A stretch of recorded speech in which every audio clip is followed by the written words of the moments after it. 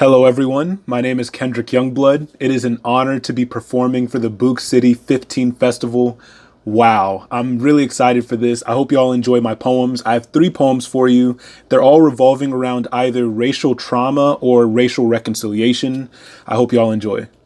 Okay, so this first poem is called Reconciliation, which I'll begin by reading a quote from the renowned tennis player Naomi Osaka. If people loved Asian people as much as they love bubble tea, anime, mochi, sushi, matcha, etc., imagine profiting slash enjoying things that come from a culture and then attacking slash diminishing the ethnic group that created it. This poem is called Reconciliation. In 1882, a U.S. president blamed Chinese immigrants for worker frustration in the nation, signing the Chinese Exclusion Act, the first law in American history to place broad restrictions on immigration. In 1942, a U.S. president's executive order forced Japanese Americans into internment camps for 3 years because Japan attacked Pearl Harbor. As if those citizens were the war criminals responsible, in 2020, a U.S. president's charged language made the Asian American and Pacific Islander community the supposed scapegoat for his poor handling of the pandemic, greenlighting the increased violence against them. The way this nation confuses association with correlation and further misconstrues that to mean causation is beyond me. I know the moment I open my mouth about this, I'ma be accused of pandering for clicks, spewing for views, playing politics, and fueling the feuds. But I ain't about to prioritize people's approval over the suffering of others. Fathers are losing their sons and brothers. Daughters are losing their sisters and mothers. While some are typing comments to refute me, Asian-owned businesses are suffering from looting. The media has been covering these crimes loosely, and don't even get me started on the Atlanta spa shootings. To those who aren't publicly adding to this crisis, I'm also referring to what we do in private, slurring words like we're drunk off of racism, making jokes about the hurt and slain victims. Would we be bystanders during these attacks, or would we try to stop them? If our response is, hey, well, black people have it worse, then we're part of the problem. Why play this stupid game of my pain is greater than yours when we all end up losing in the end? Can I really claim to love everyone if there are groups I don't defend? If I pretend to not see Asian plight, then what message does that send? If we wish for unity in this life, then we must make amends. We ain't gotta be skin folk for us to be kinfolk, yet those who think otherwise often claim that they've been woke. I look into your irises and I see that you family. How could you be called viruses when you're part of humanity? Your community's been enduring 2 pandemics, one from the virus, the other xenophobic antics. This oppression ain't shallow or new, it's systemic. Your part in American history, many academics discredit. People with a monolid are grouped into a monolith, told they don't fit Western beauty standards of what a model is, unless it's model minority, which is really all a myth that separates blacks and Asians as if we were opposites. I'm positive that we're not meant to be antagonists. Malcolm X and Yuri Kochiyama were allied activists. Historical analysis shows that was not by accident. Our reconciliation always brings about the miraculous. I'm passionate about putting an end to black paralysis and callousness. When AAPI lives are under malicious attacks in this nation, why don't I see more frustration about the violent hate crimes these assailants are making? Yo, the anomaly is some look like me ironically. I'm shocked to see black siblings hating constantly. We often treat your struggle like it's comedy, and audibly, some slur racist philosophy. Quite odd since we've endured racial atrocities. This gotta be deemed as the worst hypocrisy. We ought to be your biggest allies logically, and honestly, we owe y'all an apology.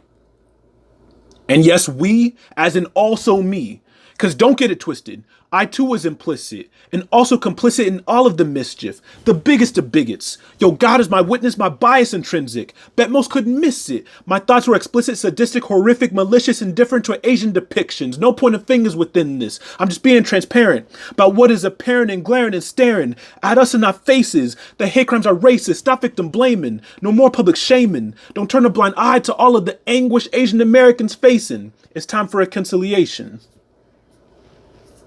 This next poem is called Crumbs of Naija. Niger, if you didn't know, is the nickname for the African country of Nigeria. There are many ethnic groups in Nigeria. However, the one associated with my family is Igbo, as well as the language that we speak. I hope you enjoy. My first year in grade school was painful, to say the least. I had two Igbo parents who preferred to call me Chibundo instead of Kenny, knowing not that their firstborn son was being bullied for the former. In a class full of students whose skin and noses and hair and lips resembled mine, I might not have been deemed an outsider had it not been for that name. I shrank when they used my heritage as the punchline of every joke. Chibundo turned into chicken poo-poo. My last name Odor became odor and stinky. Nigerian equaled African booty scratcher. My box lunches were met with scrunched faces, and my lineage became synonymous with shame. A decade and a half later, I'm leading a video chat on the topic of racial oppression in the US.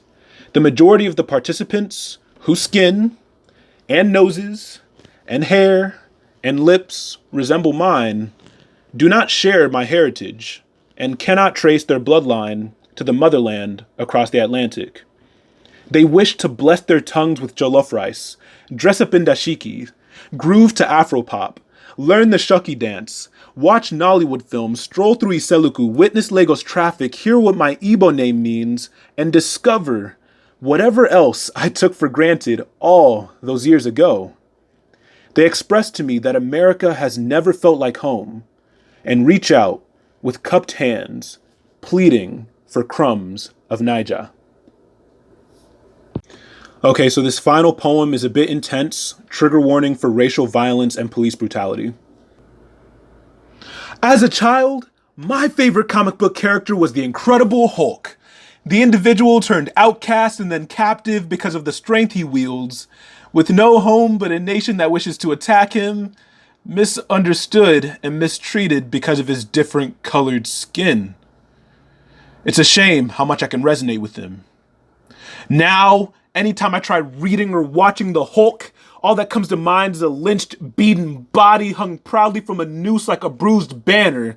It's not like we can trust the FBI to be our shield, since they're the ones tying the ropes around our necks. Attempts to defend ourselves often leads to our demise, so we marvel at the idea of justice, because the powers that be in DC ain't our Avengers, so where are the heroes at when we need them? I first asked myself that at the age of 11, when my family and I were crossing the border into Canada. American cops stopped my pops, handcuff him, and drag him away from us with no explanation. My dad struggled not to react like the monster that made him out to be, doing his best to suppress his inner Hulk so that his life wouldn't be taken away from us. Hulk. The character inspired by the idea of the angry African American, a comic's way of hiding black representation behind green skin. Those of you able to correct our twisted portrayal abuse your powers, turning Black Panther activists into villains, making a salute to America as if it's our captain and not our captor, stripping us of a vision for a life without your attacks, doing us dirty and never attempting to keep it low key, watching our faces become thunderstruck with horror as we turn our wives into black widows, erasing the stark difference between activism and terrorism, and perpetuating the idea that success is too fantastic for us to obtain. When we protest, you always got a plan for our resistance, using the media as the ultimate weapon to turn colored heroes into goblins caught in your web of lies, all the while spewing venom as our carnage fills the streets. You camouflage your racism with backhanded compliments, hypersexualizing us for large size as if the only thing we're good for is a Hulk smash. You treat us like mutant freaks, but the funny thing is, you're afraid of us, and we're merely the product of your actions. After pumping our bodies with generations of hate, how could you not expect us to become beasts? Now you fear we will destroy your social hierarchy. But until then, I'm gonna stay safe from the beast inside by hiding behind my smile. A white girl tells me she's scared of black men raping her, but I keep on smiling. Another crooked cop goes free, but I keep on smiling. My dad gets arrested for resembling a criminal, but I keep on smiling. I'm told not to show my teeth while taking a photo so that I don't look threatening, but I keep on smiling. And every time someone has the audacity to ask how I'm never angry, what a dumb question.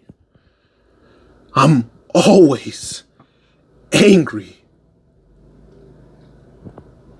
To the Boog City Festival, thank you so much for watching. It means the world to me. Dimitri Reyes, thank you for reaching out to me for this opportunity. I'm very grateful. If you'd like to follow me on Instagram, you can do that at Kendrick_Youngblood. That's KENDRYK_Youngblood. You can also follow me on YouTube by subscribing to my channel. That's Youngblood Poetry. I would really appreciate it. Thank you so much. I hope to do this again one day. All right. Deuces.